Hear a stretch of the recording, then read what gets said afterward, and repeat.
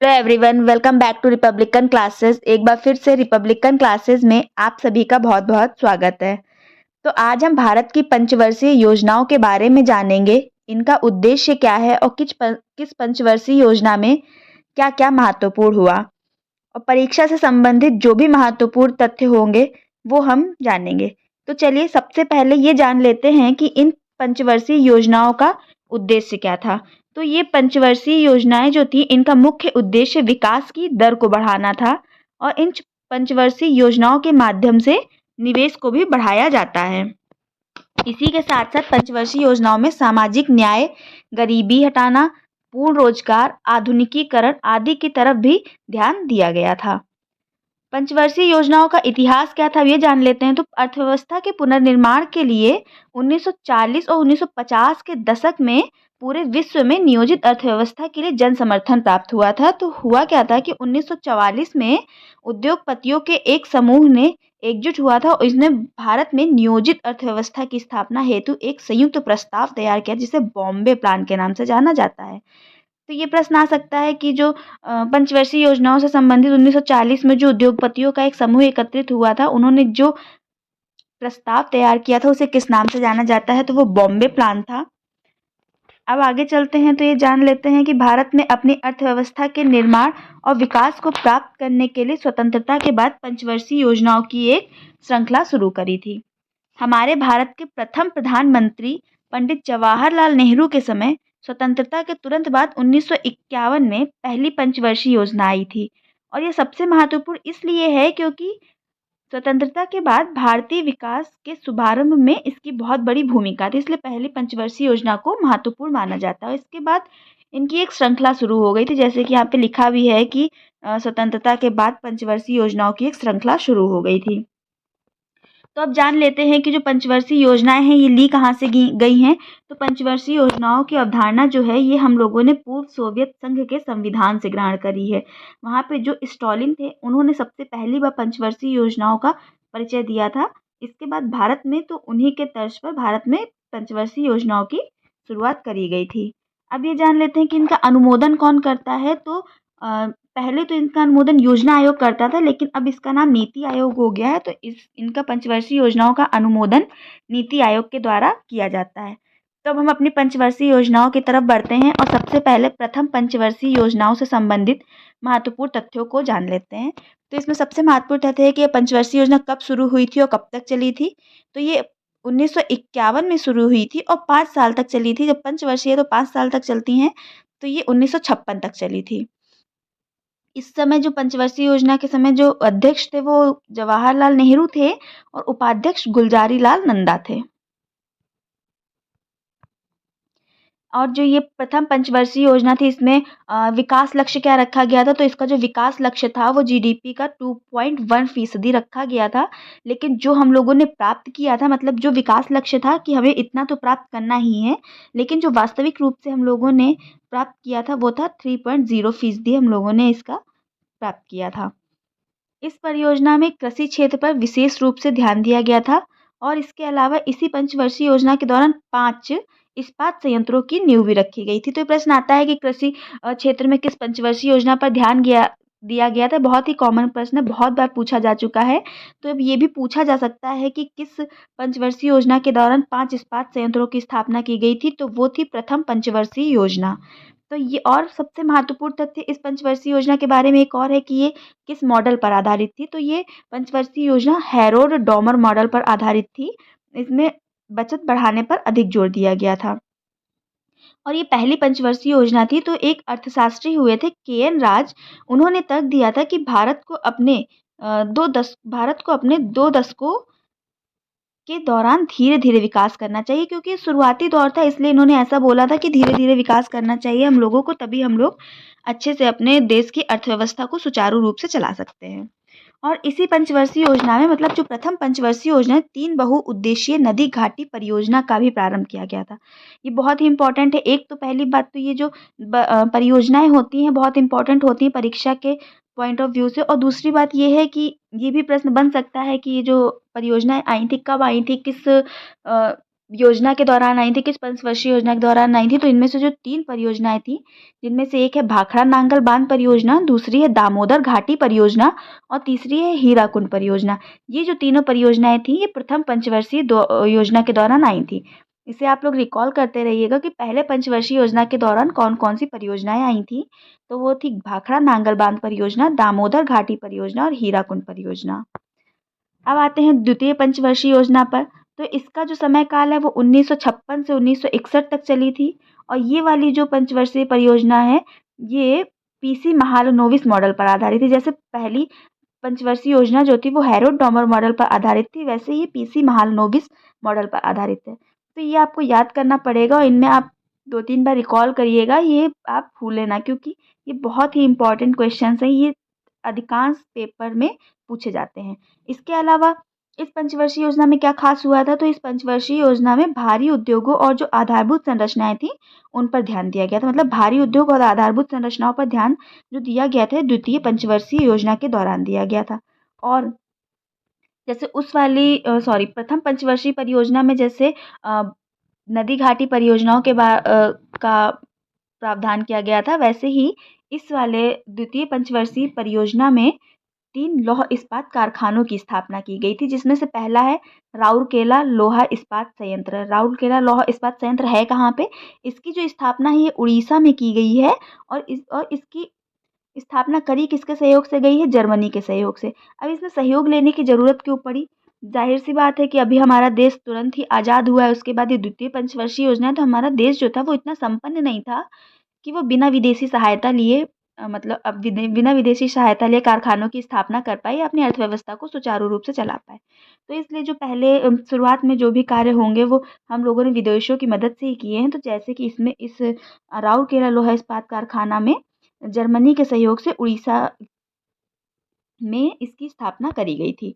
और दूसरा जो इस्पात कारखाना था उसके वो था भिलाई लौह इस्पात कारखाना, जो इसकी स्थापना है ये रूस के सहयोग से की गई थी छत्तीसगढ़ में। तो ये आपको दोनों ही चीज़ें याद रखना होगा कि किसके सहयोग से कहाँ पर और कौन-सा इस्पात कारखाना स्थापित किया गया और किस पंचवर्षीय योजना के दौरान स्थापित किया गया है। तो ये आपको याद रखना होगा। और जो तीसरा इस्पात कारखाना है ये दुर्गापुर लौह इस्पात कारखाना है। इसकी जो स्थापना हुई थी ये ब्रिटेन के सहयोग से हुई थी, पश्चिम बंगाल में हुई थी। ये ब्रिटेन के सहयोग से पश्चिम बंगाल में हुई थी। एक बार मैं फिर से आपको बता देती हूँ क्योंकि ये बहुत ही इम्पोर्टेंट है। तो पहला था राउरकेला लोहा इस्पात कारखाना, इसकी स्थापना जर्मनी के सहयोग से हुई थी, उड़ीसा में हुई थी। और दूसरा है भिलाई लोहा इस्पात कारखाना, इसकी स्थापना रूस के सहयोग से हुई थी, छत्तीसगढ़ में हुई थी। और तीसरी है दुर्गापुर लोहा इस्पात कारखाना, इसकी स्थापना जो है ब्रिटेन के सहयोग से हुई थी, पश्चिम बंगाल में हुई थी। तो अब इसका जान लेते हैं कि इसमें क्या हम लोगों का विकास लक्ष्य था। तो इसमें जो हम लोगों की लक्षित विकास दर रखी गई थी वो 4.2% रखी गई थी। और इसमें प्राप्त विकास दर जो होता है हम लोगों को जो हमारा लक्ष्य था उससे थोड़ी सी कम प्राप्त हुआ पाया था। इसमें हम लोग 4.2% ही अपना विकास दर को प्राप्त कर पाए थे। तो अब इसके अलावा द्वितीय पंचवर्षीय योजना में क्या महत्वपूर्ण हुआ था, तो उसमें है बंगाल में चितरंजन लोकोमोटिव की स्थापना करी गई थी। बंगाल में चितरंजन लोकोमोटिव की स्थापना करी गई थी। प्रश्न आ सकता है कि चितरंजन लोकोमोटिव की स्थापना किस पंचवर्षीय योजना के दौरान करी गई थी, तो वो था द्वितीय पंचवर्षीय योजना के दौरान। और ये जैसा अभी मैंने आपको बताया तीव्र औद्योगिकरण और सार्वजनिक क्षेत्र पर अधिक बल दिया गया था। इसके अलावा त्वरित संरचनात्मक परिवर्तन पर भी बल दिया गया था। त्वरित संरचनात्मक परिवर्तन पर भी जोर दिया गया था।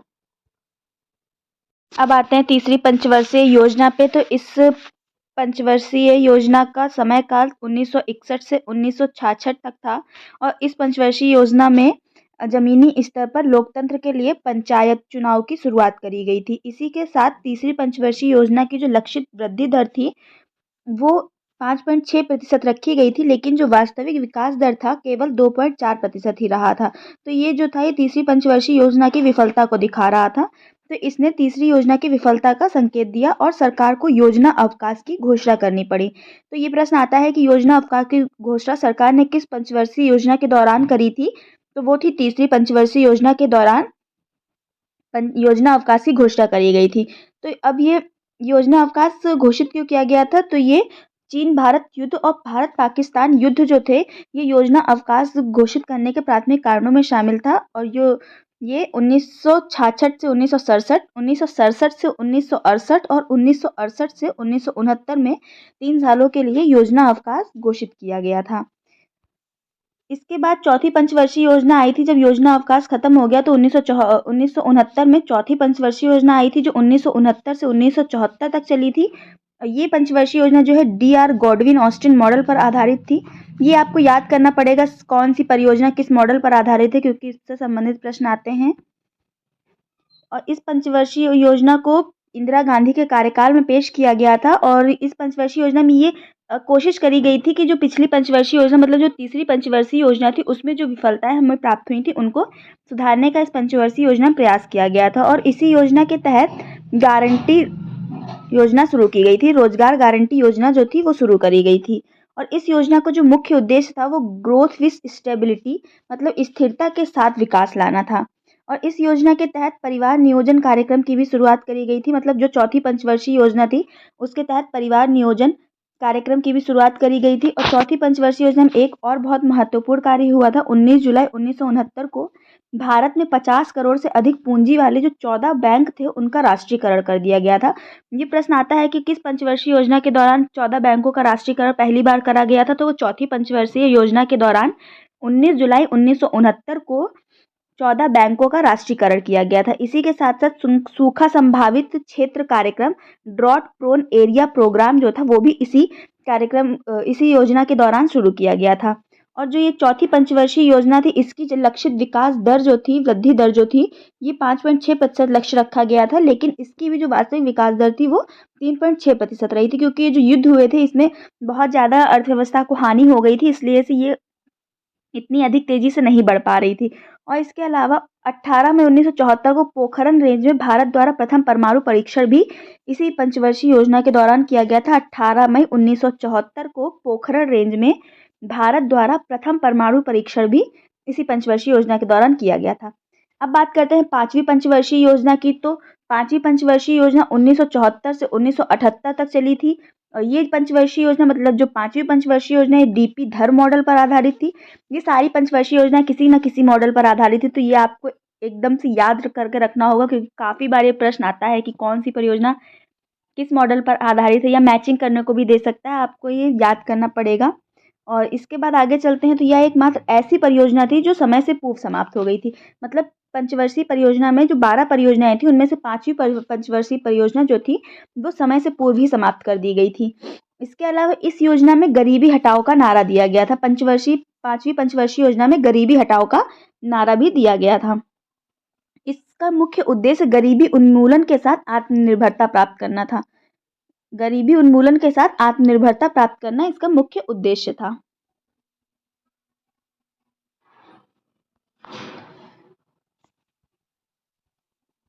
इसी पंचवर्षीय योजना में काम के बदले अनाज योजना प्रारंभ की गई थी। 1977 और 78 में काम के बदले अनाज योजना प्रारंभ करी गई थी। और 2 अक्टूबर 1975 को भारत में क्षेत्रीय ग्रामीण बैंक रीजन रूरल बैंक की स्थापना ग्रामीण क्षेत्रों में बैंकिंग सुविधा पहुंचाने हेतु की गई थी। सर्वप्रथम 5 शहरों में ग्रामीण बैंकिंग से जो ग्रामीण बैंक थे उनकी स्थापना करी गई थी रीजन रूरल बैंक की। पांचवी पंचवर्षीय योजना के दौरान 5 क्षेत्रों में सबसे पहले इनकी स्थापना करी गई थी। वो 5 क्षेत्र थे कौन कौन से? तो उसमें पहला था गोरखपुर, उत्तर प्रदेश में है, मुरादाबाद ये भी उत्तर प्रदेश का है, और जयपुर राजस्थान, भिवानी हरियाणा, मालदा पश्चिम बंगाल। इन 5 क्षेत्रों में इसकी स्थापना का लक्ष्य रखा गया था पांचवी पंचवर्षीय योजना के दौरान। इसी पंचवर्षीय योजना में भारतीय राष्ट्रीय राजमार्ग प्रणाली की भी शुरुआत करी गई थी। और पांचवी पंचवर्षीय योजना की जो लक्षित विकास दर थी ये 4.4% रखी गई थी, लेकिन जो प्राप्त हुई थी वो 4.8% थी। और फिर इसके बाद 1978 में जो नवनिर्वाचित मोरारजी देसाई जी थे उस सरकार ने इस योजना को खारिज कर दिया था। और इस पंचवर्षीय योजना को खारिज करने के बाद जनता सरकार 1978 से 1980 के बीच में एक रोलिंग प्लान लाई थी। तो जनता सरकार पांचवी पंचवर्षीय योजना को 1 वर्ष पहले समाप्त करके एक नई योजना को 1 अप्रैल 1978 को पेश किया था, जिसकी संज्ञा अनावृत्त योजना या रोलिंग प्लान के रूप में करी जाती है। मतलब इसे अनावृत्त योजना भी कहते हैं और रोलिंग प्लान भी कहते हैं। इसे 1 अप्रैल 1978 को लाया गया था। इसके अलावा यह सवाल बनता है कि ये किस पंचवर्षीय योजना के दौरान आया था? तो ये पांचवी पंचवर्षीय योजना के दौरान इसे पेश किया गया था। और इसका जो प्रतिपादन है, जो रोलिंग प्लान का जो प्रतिपादन है, ये गुनाह मेडल ने किया था और भारत में इसको 5वीं योजना के दौरान योजना आयोग के उपाध्यक्ष प्रोफेसर डीटी लकड़वाला ने लागू किया था। मतलब इसका प्रतिपादन गुनाह मेडल ने किया था। जो रोलिंग प्लान था, इसका प्रतिपादन गुनाह मेडल ने किया था, लेकिन इसको जो लागू किया था वो प्रोफेसर डीटी लकड़वाला ने किया था, जो योजना आयोग के उपाध्यक्ष थे। और ये योजना 5 वर्ष के लिए बनी थी, लेकिन नई सरकार ने इसे 1980 में ही समाप्त कर दिया था। मतलब जो रोलिंग प्लान था, ये 5 वर्ष के लिए बनाया गया था, लेकिन इसे भी 1980 में समाप्त कर दिया गया था। और ये अनावृत योजना या रोलिंग प्लान में 4 महत्वपूर्ण कार्य किए गए थे। इनमें सबसे पहला था शराबबंदी करी गई थी। दूसरा, सार्वजनिक वितरण प्रणाली का विस्तार किया गया था। सार्वजनिक वितरण प्रणाली का विस्तार किया गया था। इसके अलावा सार्वजनिक बीमा योजना प्रारंभ की गई थी और उच्च मूल्य की मुद्राओं का विमुद्रीकरण किया गया था। तो ये जो 4 कार्य थे, ये अनावृत योजना या रोलिंग प्लान के दौरान किए गए थे। तो अब एक रोलिंग प्लान वो होता है जो 1 साल में बनाई, मतलब 1 साल के लिए इनकी जो योजनाएं होती हैं, वो 1 साल पर इनका मूल्यांकन किया जाता है, तो इसे ही रोलिंग प्लान कहते हैं। जैसे ये भी जो योजना थी, वो भी 1 साल के लिए बनाई गई थी। अब आते हैं छठी पंचवर्षीय योजना पर। तो छठी पंचवर्षीय योजना 1980 से 1985 तक चली थी और इसमें जो था गरीबी उन्मूलन और रोजगार में वृद्धि पर ध्यान दिया गया था। मतलब जो छठी पंचवर्षीय योजना थी, इसमें गरीबी उन्मूलन और रोजगार की वृद्धि पर ध्यान दिया गया था। इसके अलावा 2 अक्टूबर 1980 को भारत में समन्वित विकास कार्यक्रम की शुरुआत भी इसी पंचवर्षीय योजना के दौरान करी गई थी। और छठी पंचवर्षीय योजना जो थी, वो एकमात्र ऐसी योजना थी जिसका निर्माण 2 बार किया गया था तथा आयात और निर्यात मॉडल पर आधारित थी। मतलब जो छठी पंचवर्षीय योजना थी, इसका निर्माण जो था 2 बार किया गया था और ये आयात और निर्यात मॉडल पर आधारित थी। 12 जुलाई 1982 को राष्ट्रीय कृषि तथा ग्रामीण विकास बैंक नाबार्ड की स्थापना की गई थी। तो ये प्रश्न बहुत ही ज्यादा आता है कि नाबार्ड की स्थापना किस पंचवर्षीय योजना के दौरान करी गई थी। तो वो छठी पंचवर्षीय योजना के दौरान इनकी स्थापना करी गई थी। 12 जुलाई 1982 को इसकी स्थापना करी गई थी। और इस पंचवर्षीय योजना की जो लक्षित विकास दर जो तय की गई थी, वो 5.2% थी, लेकिन जो प्राप्त हुई थी वो 5.7% थी। इसका अर्थ यह हुआ कि यह योजना सफल रही थी। मतलब इस योजना ने मतलब जितना विकास लक्ष्य अपनी दर निर्धारित करी थी, उससे ज्यादा विकास दर को प्राप्त किया था। तो कह सकते हैं कि यह योजना जो थी वो सफल रही थी। और इसे नेहरूवादी समाजवाद के अंत के रूप में देखा जाता है। मतलब छठी पंचवर्षीय योजना को नेहरूवादी समाजवाद के अंत के रूप में देखा गया था। और इसके अलावा इस योजना में एक महत्वपूर्ण कार्य और किया हुआ था कि जनसंख्या वृद्धि को नियंत्रित करने के लिए परिवार नियोजन का कार्यक्रम भी शुरू किया गया था। इसी के साथ साथ 1 जनवरी 1982 को विदेशी व्यापार को बढ़ावा देने के लिए एक्जिम बैंक की स्थापना भी करी गई थी। तो एक्जिम बैंक और नाबार्ड बैंक जो थे, इनकी स्थापना जो थी, ये छठी पंचवर्षीय योजना के दौरान करी गई थी। तो ये सब तथ्य थे जो 6 पंचवर्षीय योजनाओं से संबंधित हर परीक्षा के लिए महत्वपूर्ण होते हैं। अगर आपको पसंद आई हो तो आप इसे लाइक करें, सब्सक्राइब करें एंड शेयर करें। और अगली 6 पंचवर्षीय योजनाओं को हम अगले वीडियो में विस्तार से जानेंगे। तो अगर आपको पसंद आई हो तो प्लीज़ लाइक करें और अगर आपका कोई भी डाउट हो तो प्लीज़ कमेंट बॉक्स में कमेंट करें। Thank you.